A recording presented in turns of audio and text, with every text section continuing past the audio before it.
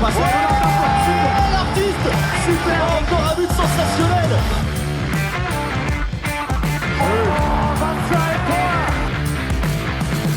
That's a brilliant bit of follow-up play by Mahe. Oh my goodness me, what a shot. Sagosen setter det hen! Han setter den! De i semifinale igjen! A little bit of hesitation. Hesham, they have to shoot now.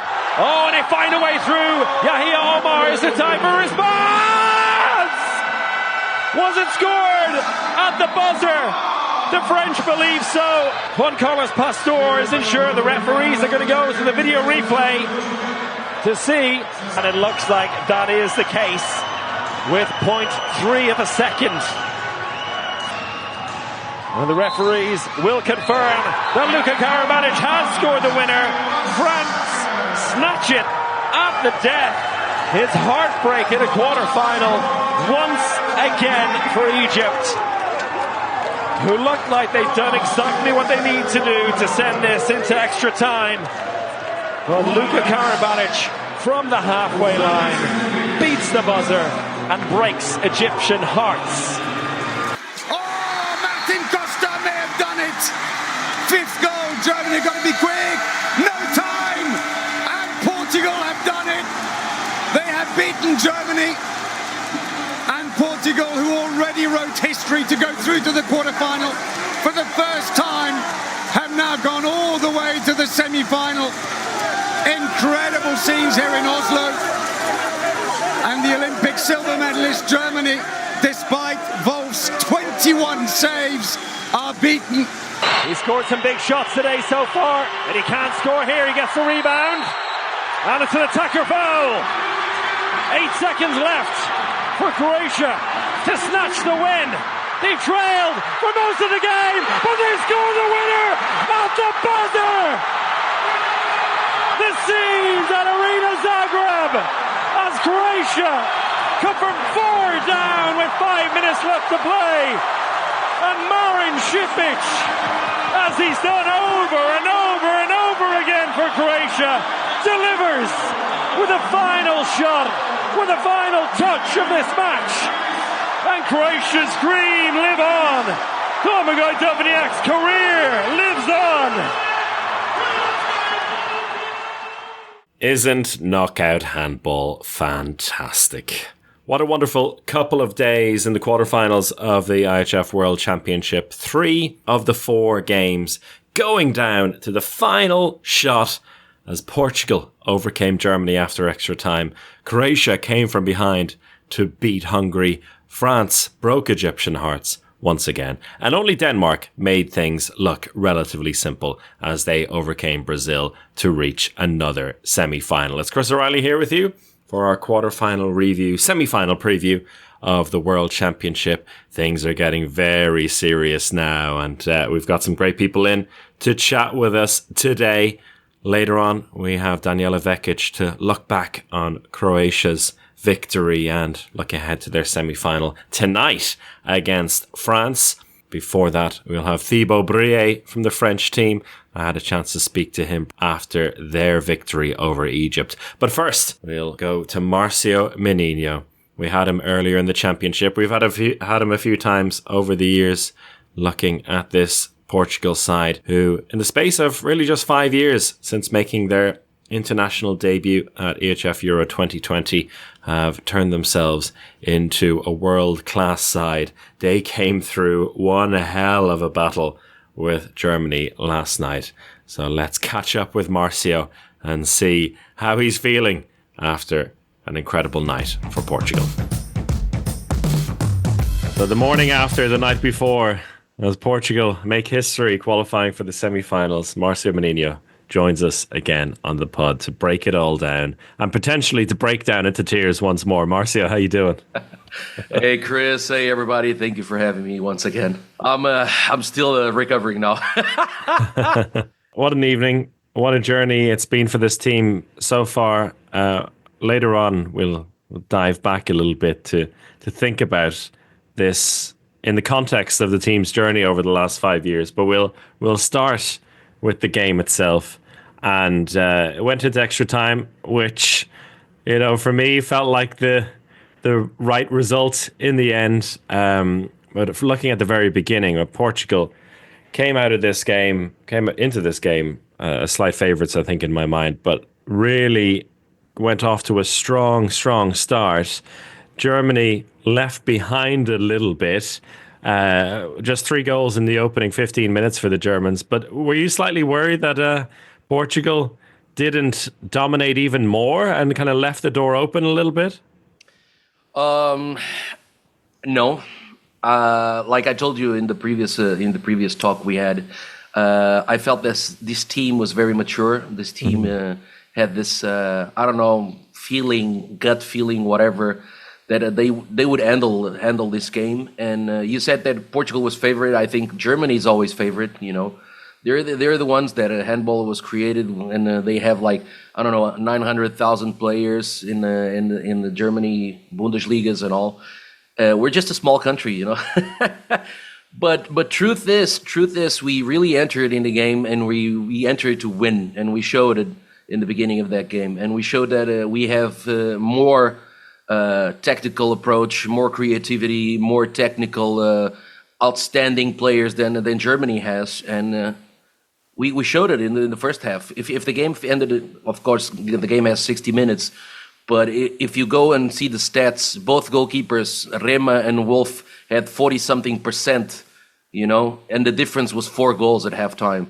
And this shows who was better, who had the better team right there. But hey, it's 60 minutes and we had to play them all. It's true what you said about the result. It just becomes more poetic. It does, but it's interesting you say that Portugal, in your mind, were not the favorites in here. I mean, it was a super tight game on paper, I think, and also on our Discord there was some chat about this and on the German podcasts, where a little bit like what you're saying there, the historical side of things were kind of influencing people's ideas about how this game was going to go, like not based on kind of current form or the technical ability of the players, in which, my humble opinion, Portugal have been on top of the 2 teams in the tournament, but with the Germans saying, no, we're Germany. I don't care if Portugal have been better. We're not going to lose to them. and that is what I find a little bit kind of problematic about this. And it's easy to say now afterwards because Portugal went on and won the game. Yeah, it is quite interesting. Andy Wolf was doing an amazing job to keep Germany in the contest, in a brilliant goalkeeper battle overall. But what really impressed me about the Portuguese game that handled this incredibly high saving percentage that Germany had was by denying Germany chances down the other end with their defense. And the defense has come up with some magic moments throughout this tournament. Iturriza, we mentioned the last time you were on, him again, but the entire team, they really were tuned in and knew what to expect from this Germany side. For sure. And I have to say this, Paulo, in this tournament, I felt that Paulo pushed all his timeouts at the right moments. And yesterday he showed again, it wasn't right. It doesn't matter if what happens after, if it's good or bad. That's not the thing. Is the timing that we usually talk. It's the timing of the timeout that can break whatever happened. Whatever is happening. And yesterday, I think for me, in my opinion, it did all the right timeouts at the right times. And like you said, the defense. Portugal we really had it, mastered that defense, man. Even Fábio Magalhães came, he got 2-3 attacking fouls. Even Lionel got attacking fouls. Iturriza, he didn't do those interceptions that we saw in previous games, but it was so annoying to the attack of Germany. He was always there, and even Salvador pushing up, always pressuring, This makes a difference, especially in a team that depends so much in Zurich North. And he came, you could see that he's probably not on top form, but he's such a threat to any, his shots from outside of the box was so, always on the corner of the goal. But when you annoy him so much, like we did, Germany struggled a lot in an attack, like you said. They really struggled. They couldn't cope with it. They didn't know, at a given time, they didn't know what to do. And then you have this guy, Kostner, and he's such a tall guy, and he has such a great shot, and he doesn't shoot. And we're like, fine, man, you don't shoot? Okay, come to us. Come to us and try to play with Gola. No problem. We'll give you a hit. No problem. This was really, really nicely done by Portugal. Yeah, and Custer is a player who has really dominated in a way in the German attack, but the return of Yuri Knorr seemed to shift that balance a little bit in more in his favour, and dominated the backcourt for Germany, who, as the game went on, the German backcourt, the German attack was looking stronger and stronger, and things did start to shift in that second half. There was a red card for Louis Fraud. There was the double suspension that came not so long after that, and around that time of the double suspension, there was also Germany drawing level and eventually taking the lead. Now on the referee side, I think both teams have a lot to complain about, and they did complain about as well.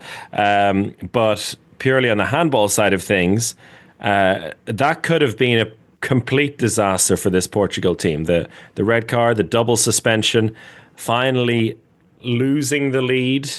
Yet, and I think this is the biggest compliment of all for this team, is how they responded to that and didn't allow themselves to crumble. Whereas maybe a Portugal team a few years ago who were breaking through might have been like, okay, it's not our day anymore.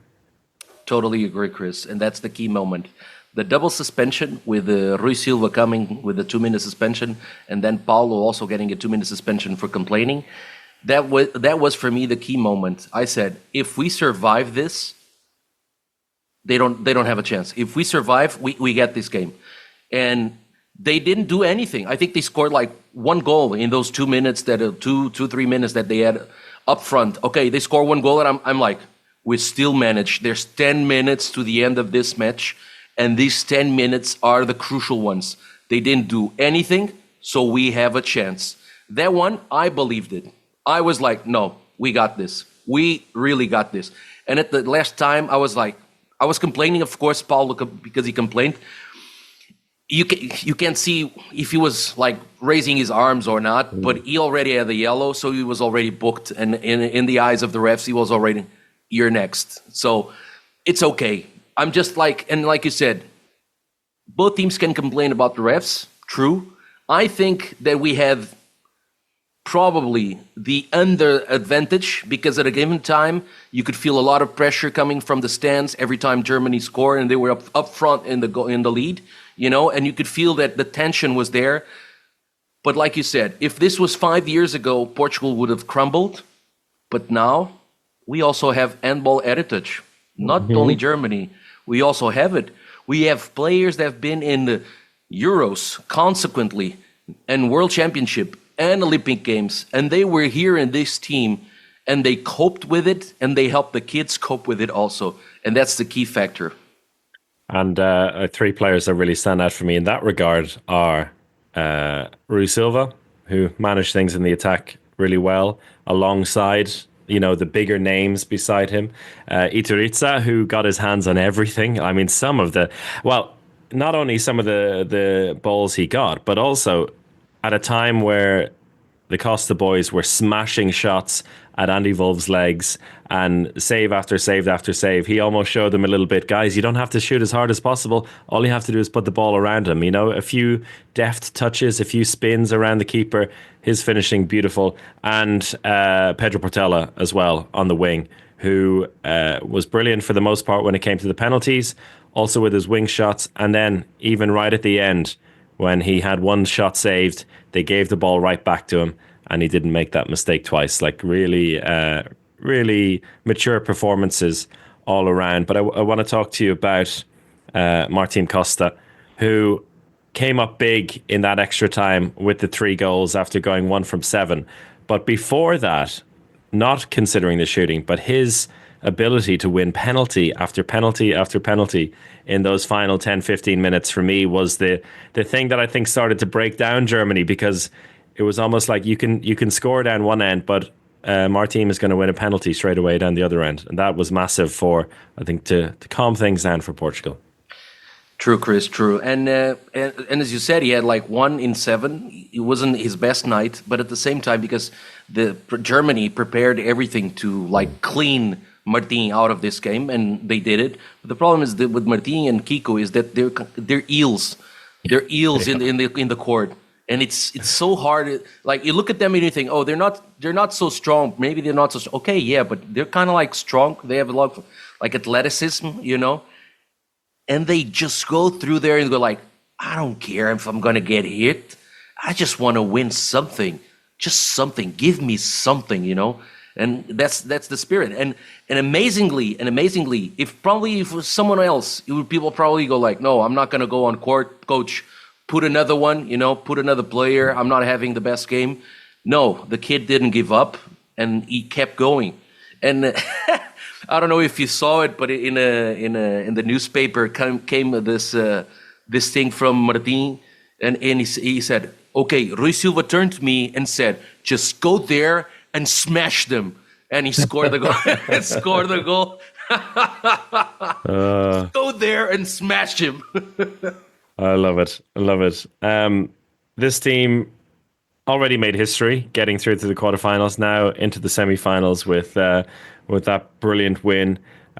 We mentioned 5 years ago playing in the Euro for the first time with this team, and the excitement that came with it, the tears of joy that came with it, soon followed by the roller coaster of loss, tragedy in that sense, and qualifying for the Olympics. Like, so much has happened for this team in the last 5 years, and already bringing in a generation, potentially a golden generation of players in. Is it hard to kind of fathom all of this happening in 5 short years since making their debut in the Euro, to go through all of this and now be on the eve of a historic semi-final against Denmark? We were ready for this. We were ready for so long. We just wanted to prove ourselves, and I said this in previous talks with friends and all. We just wanted to prove ourselves and show that we have this in Portugal also. It's not only football in this country. And you see the newspapers today, and everybody has our photo, or all the daily newspapers from sports. We're there. You know, this is what we wanted, and this is what we fought for it. And really, these guys, they did it. They did it all, man. They did it all. I cannot expect anything else from them. I just want to thank them because they're great. They're a great team. They're great players. I've known them for like 20 years, some more. And it's really a rejoice of proud, of happiness that we are having. You cannot imagine like the messages I got yesterday, and the talks we had after the game, man. We were just rejoicing. We were like, fuck yeah, we finally did it. We deserve this. But it's really, really, really, This was something that we really prepared for. Man, we're struggling with money, you know. Like, we're always struggling with money in the federation.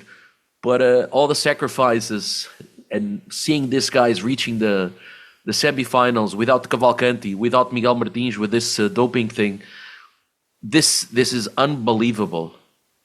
Unbelievable. Never in my wildest dreams I thought that we would do this like we did this year. You know, I imagine we reaching this point, you know, like I said, okay, we have the material for this, you know, but never in these circumstances. I think this is the biggest difference, but we were so ready for this. And now Denmark on Friday. It's almost the best reward you can get for this type of situation, but also the toughest challenge you could possibly face. They were brilliant yesterday against Brazil as well, in a way that wasn't overly fancy. They did their job devastatingly well. A really, really impressive performance over Brazil, who themselves did everything they could in that first half to stay in the game. How do you see this one unfolding now? What is the parameters for this Portugal team against Denmark? Or maybe is it all about the final weekend and whatever comes against Denmark comes, and then let's see who they face on Sunday? Look, I could say anything is possible, you know, it's not true. Of course, this Denmark team hasn't lost for like, I don't know, years or whatever. They're a compressing role. They're just like smashing every opponent, you know. But this is sports, and a day is a day, a game is a game. Things are different. You only win it after the 60 minutes, not before. So we'll give our best. We have potential. We can make their life hard. And as long as Nielsen doesn't open the cheat code, I think we can do it. that is one thing, right? Andy Wolf can do it, but you know, but if Nielsen does it, then it could be a different problem. How fun is that battle going to be? The Costa brothers against Gietzel and Pitlick, four of the most thrilling young backcourt players in the world. I think the Costa brothers know Gietzel very well, so it will be a nice. It will be a nice game. Gietzel in this World Championship is just like in previous, and we talked about this before, Chris and other guys. That for me, like, he's an outstanding player. Right now, he is the best player in the world, no doubt, absolutely no doubt. There were times that someone could rivalize with him, you know, like the command was like on top form or something. But at this World Championship, there's no one close to him, no one. And I'm being sincere here. I'm not the biggest fan of Gietzel, you know, but when you see a player doing what he's doing now, you just need to acknowledge, and yeah, that's it. But I think our kids can do a little party, and hey, our kids, their kids, why not? You know, just nothing to lose. Yeah, for a handball, we just need to enjoy it. For a handball, that's it. Exactly. And another big semi-final to enjoy this evening. We're going to talk to Danijela as well later in the podcast about Croatia and France. Which way do you see that game going? If you talk about handball, I think I see France winning, although I had some doubts at the beginning of the championship. But this Croatia showed that they won't give up. Like this Duvnjak injury, and then him coming back after a few days when everybody thought he was gone. The story, this soap opera of Croatia, so to say, it's so beautiful in their moments, you know. And their win in the last second, it was so great. I'm like, yeah, I think it's 60-40 for France. But if Kuzmanovic is in those days, the 60 becomes 50 quite quickly. It sure does. It sure does. It should be a thrilling couple of days. What an end to the championship awaits us. Marcio, brilliant as always. Thank you so much. Thank you, my friend. Thank you to Marcio. Beautiful words as always. And we're going to head on back to the action in Zagreb now, and beginning with a few words from Thibaut Briet, who I had a chance to speak to right after the game against Egypt, won in the very last second by Luka Karabatic. Briet, in his first major championship as a key player for the team in this post-Nikola Karabatic era, he's really filled in that left-back role very well. He's become a crucial player for the team, and nice to hear from him as he helped his side reach the semi-final. Congratulations on an incredible win in the end. It's only a few minutes afterwards, but what's running through your mind after a game like that? Yeah, it's like I can realize what just happened with the goal of Lulu Karabatic. It's just crazy ending. And yeah, it was tough second half for us. I think we had a really good defense against 7 against 6, but we did not manage to make some stop at the end of the attack. They always find a solution from 9, from the pivot, from the right wing. I don't know. They always find a solution. And you know, when they play 7 against 6, it's tough to run. They don't do any mistake. And during the first half, we scored many goals during fast break. It's our force, and yeah, second half was tough about that. Let's speak about that first half, because it was so good, the counter attack. I mean, every time they scored, you really punished them straight away. You're right down the other end and scored that goal. That, I guess, makes life feel a little bit easier for you as well as a team. You're not allowing them to get into any kind of rhythm or build up momentum as well. Yeah, that's the point exactly. And yeah, it was great. It was really great. We played played really good during the fast break. And when you take a goal and you scored one just 5 seconds after, it's tough mentally for the opponent. So yeah, but we didn't manage to do it during the second half, and that's what we need to improve, I think. How frustrating is that as the second half goes on and you realise that every attack is going to feel very drawn out and it's not going to be nothing straightforward for you? Now, to be honest, we stay focused. I think for me, I stay focused. I think the team stay focused. We were confident about what we can do, and just it's afterwards when you think about the game. Yeah, it's frustrating, but during the game you just stay focused. You play defense, okay, goal, you don't care. You go in offense and you are focused on the next action. And of course, there have been a lot of games against teams that have been strong in this championship, but the first really tight game for you. Yeah. You've come through a lot of comfortable victories on paper. How was it getting into the rhythm of facing a team that was going to be bringing you until the last second? Well, I think it was really positive because we, as I said, we stay focused, we stay confident, we take our shot from downtown, if I can say. And yeah, we scored goal. We lost Carl Conan at a moment, but we didn't stress. We have solution. We had solution. Or we have solution. And yeah, just stay focused. It's our job. And you said about keeping cool in the backcourt together with Nedim and Diki. You all seemed very, not relaxed, but all very under control in those situations. And you coming in as let's say, key player for the team relatively recently, how does it feel playing alongside the two of them who've done it so many times? The point is, we need to have some, to be used to play together, because when it's tough, we have, when I play in my club, I know with Emric how we have to play, and this is what I think we need to work at, because we will play some team with who will put a lot of height too, and we need to be ready to attack them well, I want to say. But that's great. That they are two great players. I'm really happy to play along them. And yeah, we just have to find this synergy, you understand? Yeah, and that will be great. And now you got Croatia in the semi-final. I don't know if you got to see any of the first game and how that finished. Yeah, I saw the end. I saw the end. It was crazy. So two insane finishes to the game, and the atmosphere as well, absolutely nuts. I guess those are the kind of days that you really become a handball player for them, facing Croatia at their home in a semi-final of a World Championship. Yeah, but this is what we play for. This is what we are waiting for. It's like I play handball to play in this kind of atmosphere, arena, with tight game to play, with the one who's the more confident and will play the best at the end of the game. So yeah, I can't wait to play this game. Do you feel there's anything that needs to change or evolve a little bit, or only 2 days, there's not much you can do, I guess, right? Yeah, no, we'll work the game tactically.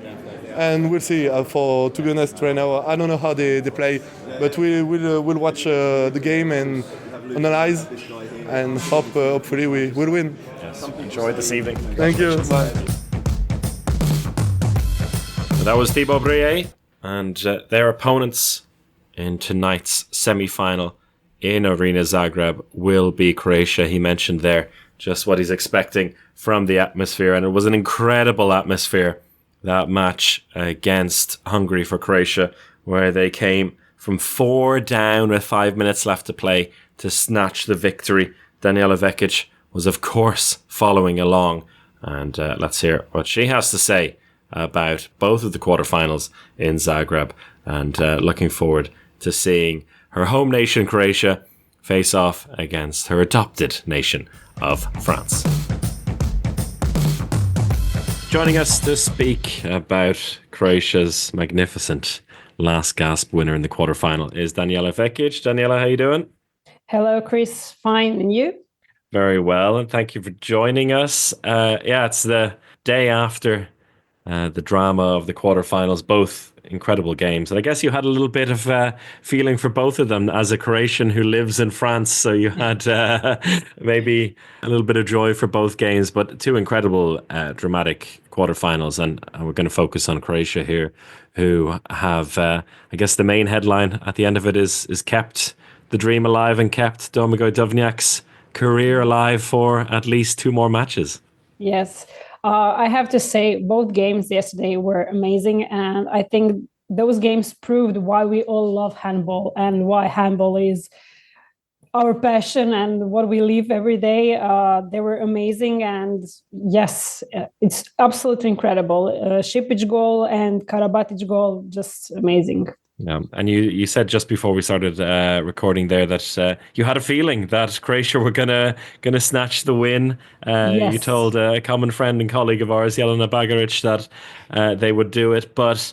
And it's something that we talked about in our quarterfinal preview as well, that it was not going to be a straightforward journey for Croatia if they did it. We joked that Hungary would lead by 4 goals at one point, not knowing that they would be leading by 4 goals with 5 minutes left to play. But maybe we can kind of take it from the early stages where, Hungary came out really fearlessly, I have to say, and looked quite composed in the game, and I think that in itself was quite impressive. What did you make of Hungary's start? Well, I thought that they're going to have a great start against us because it means a lot for Hungary to qualify for the semifinals. They're waiting for that for so long, but I knew that we're going to have our chances, especially if we have better defense, because at the start we saw a few in-flight goals and wasn't working. Because I watched all of Hungary's games in Varaždin and they didn't wow me. And I knew they have problems, especially if Cem was going to try to play without goalkeeper. That was their downside from the start of the competition. And especially when Ligetvari received the red card, it's a huge problem for them in defense. And that really also helped Croatia a bit more to score more easy goals, especially from the outside. And I think Croatia also has this passion and 15,000 fans behind them, and they've showed also against Slovenia they can come back from trailing by 4 or 5, and they showed that against Hungary too. You mentioned that playing without the goalkeeper, and that really did feel like a turning point in the first half, where Hungary had a chance to maybe clamp down on Croatia, extend their lead even further. They decide to go 7-on-5, and it all falls apart for them. Yeah, it was the same when they were playing against France in Varaždin. They actually started the game from the minute 1 to play without a goalkeeper, and I think they conceded 5 or 6 goals on empty net because it wasn't working for them. And I was really surprised that they did not, said, okay, we're going to play common, 1 man down, slow, go into the fouls, get a break, and go to the passive play. Because with that, you can really take your lead and hold on to it. But yes, they tried to score quick goals. Their attacks were, I had a feeling like a bit hasty on moments, and that Croatia really used that the most. Which is quite a contrast to how they played much of the game, because I was really impressed with how composed they were with Fazekas in the centre back position and Ilic. They took their chances. They didn't overshoot. They didn't rush it most of the time. And in comparison, then in that first half, it did feel a little bit like Croatia were all over the place. Like they were coming up with some moments of magic, but that backcourt, which kept changing and started with an unusual lineup with Maras at right back and Martinovic in the centre, which we had seen at some points in a lot of the games, but never from the beginning of a big game, felt like a bit of a risk and felt like it was going to be backfiring. I think that's one of the tactics maybe of Dagor, because I don't think the opponents were also ready for that. But we have to say those guys, especially Maras, it's their first time in this role, in this huge role in the national team. And they, even though they are great players, in Maras signed for PSG from this summer, but they still lack some experience playing at this level in front of such crowd. And they need to get their engines going sometimes. But I think when they shifted their defense, it started to look better for Croatia. And they're still making some, I will not say stupid mistakes, but mistakes. But I think that's why Coach Sigurdsson dosed some of the players yesterday also, like Cerna in some moments. Yeah. So I think all of that was some maybe hidden tactics or just pure luck. I don't know, but it worked at the end. We have to say, like, we don't have Cindric, we don't have Karacic, we have young Ivano Pavlovic on center back position, who is inexperienced, and he just joined this summer to Zagreb from Ljubuški. So, like, for him, he skipped few steps. So But the human side of it was something that I think was super interesting. Like seeing players like Pavlovic and Marash, and even Klaritsa, who has barely touched the ball in this championship, thrown in out of necessity then at right back, because for the first time it wasn't working for Marash, because he has been fantastic in this tournament when he's come in. But you see the difference then when all of a sudden things aren't going right and the 15,000 fans are having a different influence, and then Klaritsa comes on and he can barely hold the ball. Like the ball keeps slipping out of his hands, and you're like, oh, this is the real. You know, they're showing the real human side, and that I think also makes this turnaround and the victory all the more impressive and all the more fascinating as well, because like from a purely statistical point of view, it doesn't fully make sense. Like the shooting percentages, the names on the paper don't necessarily equate to a better team, but the tactics in the end and the pure almost emotion of it all seem to be what dragged them over the line. Yeah, and especially I have a feeling like they're all playing for Domagoj Duvnjak. And I have to say, we know that Karacic is also retiring from the national team after this, but Duvnjak was really, if you were watching just him on the bench, he was show for himself. He was jumping, he was everywhere. He was giving advices to every player on the court. And I think that also gave additional impetus to the players to give even more, because for him, this means a lot. And because I remember in 2018, when we were also the hosts at the Men's EHF Euro, when he got injured and he was out, for him, he was devastated. He was crying all night. And that really, I know how much this means to him. And I think that players are feeling that also. The impact he has on that bench is incredible. And also the fact that, he's almost a law unto himself in terms of no delegate and no referee is going to tell him to sit down. There was there's 2-minute suspensions. There are yellow cards being handed out to other people on the bench, but he's up on his feet almost the entire time. Yeah. If he could, he would probably reach out and grab some of the opposing players last night. His impact is astonishing. And he came up and managed to win that penalty as well at an important time. And Hungary, I think, did a great job for the most part to not allow him to come on by not getting those 2-minute suspensions, right? It was quite shocking when Ligetvari got the red card. That was the first time they had a suspension. Let's talk about the last few minutes then, because they were 4 goals down, just over 5 minutes left to go. And Sigurdsson made a big call to bring in Pesic. Not the first time he's made that big call. And Pesic truly delivered with three big saves in a row. You said you believed it would happen. Yes. Did you still believe with 5 minutes left when they were 4 down? Yes, because at that I wrote that message at that point, because I know Croatia and I know how things are working inside the team, and I know they can do it. And when I saw that Hungary, you could feel they became nervous, and coming from their 6 games in Varaždin, I knew they're not going to be able to hold on to it. I don't know how to explain it. I just knew, and I said, "Look, we're gonna catch them. We're gonna have they're gonna have the last chance on the game. We're gonna save it, or they're gonna make a mistake. It's gonna be our ball. Fast break, second wave, fast break. It's our win." And it happened, because I witnessed it so many times with Croatia. They're the strongest when everyone gives up.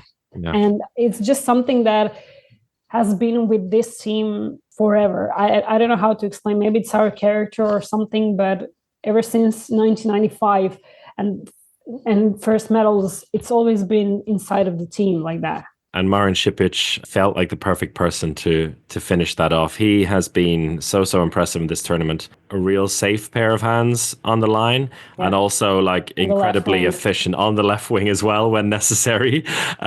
He's a formidable character, and for me, like he's one of the. I love that he got the player of the match in the last main round game. He is low key like one of the absolute stars for this team, or like the foundations of this team. I'm so happy for him. He's an amazing player. And, there were a lot of sayings, though, like he's great in attack, but he's not really defensive player and stuff like that. But I think that he also proved that this championship that he's a good defensive player, and he's a versatile player because he can play also as a left wing. And that means a lot now when you have only one wing player because of the Mandic injury. So he's really important part of the Croatia team, even though maybe people don't feel like that. I don't know if common fans even realize his importance right now in the team. Well, he's definitely become a folk hero now, or a cult hero after that goal, in the same way that Musha was from 2020. You have seen a lot of Hungary. You also saw a lot of France then covering the championship in Varaždin for the IHF. What do you think about this semi-final clash now against the French, who have been cruising through the tournament, not through their own fault? Before their game against Egypt, they hadn't won a game by fewer than 7. They were properly tested now. They've come through that test. How do you see this collision now, this historic battle? Well, when you're Croatian, those clashes against France are just... as you said, historic. We've been through this rivalry since, 2003 and onwards. And of course, it's going to be a special game for all fans in Croatia.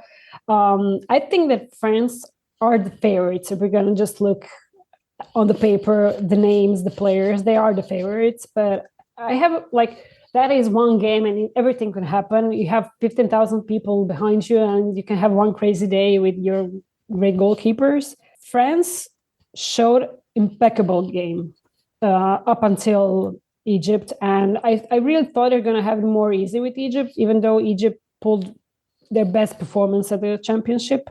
They really challenged them, but I had a feeling even right before the game when it was a draw and maybe we would have extra time, France seemed so calm. It was unbelievable to me, and their backcourt line is just out of this world. I think they are the only ones who can maybe stop Denmark. But yes, and I like they use their rotation as much as they could throughout the whole competition. They have all players fresh, full of energy, and they have completely 2 different lineups. When you have Aymeric Mina as a center back, with him they play super fast. They like to play with the line player, with the wing players, and he's just an amazing player to me. I love him so much. And then you have other lineup where you have just backcourt shots with Mem, who is crazy. So it's going to be amazing clash, I think, with Croatia. And I think maybe our defense could be the key against France, as it always was. But their backcourt line, I don't know. It's going to be really, really hard to stop them. But you believe there's a chance? Yes, I do believe there's a chance. At home, there's always a chance, I guess. At home, there is always a chance. And, you have that extra passion when you play against France. And I think a lot of people are going to remember that 2009 epic final and the clash of Balic and Karabatic. So I think it's going to be, also for the players, they're going to feel that tomorrow in Zagreb in the arena. So yes, I don't know. Yeah, exciting. It's really exciting. We haven't clashed with them in the knockout phase for a long time. I think it's 12 years. And, it's not the same when you play in the main round or group phase. So, yeah, I think this game is going to have some special feeling. Yeah. Vengeance awaits for Croatia. Danijela, thank you so much for sharing. Great insight as always, and enjoy the semi-final. Yeah, you too. I really said I cannot be with you in Zagreb, but I do believe you're going to enjoy for me. Well, that sets us up very nicely, doesn't it, folks? And Danijela, mentioning the historical rivalry between these two teams. It's been a while since they faced off in serious knockout matches. A period where these two teams were very much at the top of their powers together. And in 2008, 2009 and 2010, they did face off in semi-finals or finals. Back in 2008, Croatia beating France in the Euro semi-final before losing in the final. A year later, at the World Championship final, it was victory for France over Croatia. And then in the final of the EHF Euro, France getting the win as well. And there's that incredible picture that I'm pretty sure you've seen at some point or another of Ivano Balic squaring up to Nikola Karabatic, whom I posted alongside this pod on Patreon if you haven't seen it before. And, well, Ivano Balic has some mixed memories about facing France over the years. And actually, he put it very nicely here. Between two very good or the best teams in the world, it's a little difference. But at the end, it's always France that win. Well, historically, it has been France most of the time, but this new generation for Croatia and another opportunity for them to shine this evening. I hope you will enjoy the two semi-finals. They look like cracking games to come, and we'll be back, of course, on Saturday morning to bring you a review of those semi-finals and look forward to the gold medal match in Oslo. Until then, everyone, take care and goodbye.